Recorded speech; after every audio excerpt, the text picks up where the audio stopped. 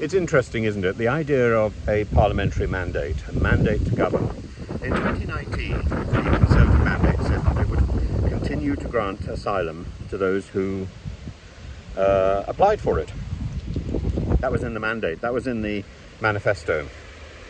And yet there was the Rwanda Plan and the Nationality and Borders Act and the Illegal Immigration Act.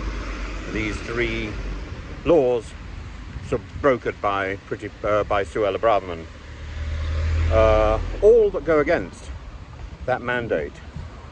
And one of them, the last one, the Rwanda law in 2024, was put forward really in effect by James Cleverly. So it is outrageous that on the front page of today's Daily Express he's got a headline saying that he doesn't think Labour has a mandate to axe the winter fuel payments for pensioners.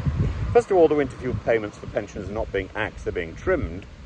I don't agree with it, by the way. But to suggest that Labour doesn't have a mandate in a way from James Cleverly, for James Cleverly to suggest that Labour doesn't have a mandate is arrant hypocrisy, because he didn't have a mandate for the Rwanda scheme, and certainly not for the laws which he voted on.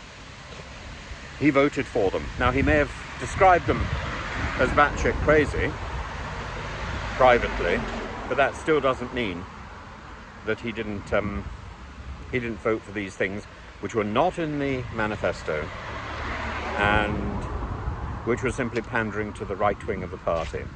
No mandate. So he can't turn round and accuse Labour of the same sort of thing.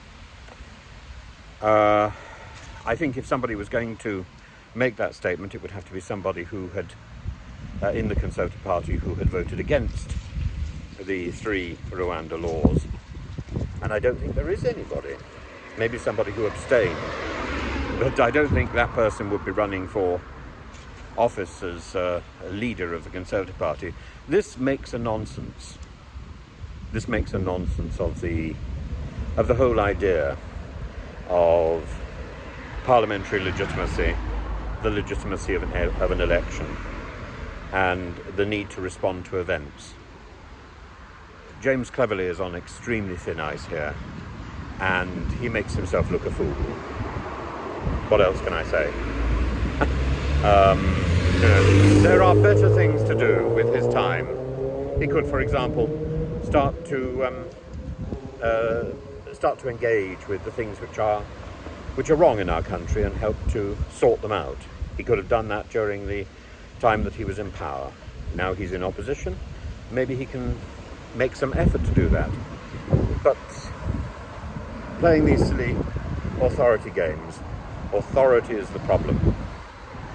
Authority is the error here, and we need thoughtful opposition rather than loutish sloganizing and hypocritical standoffs. James Cleverly makes it quite clear why he is not a worthwhile candidate for the Conservative leadership today.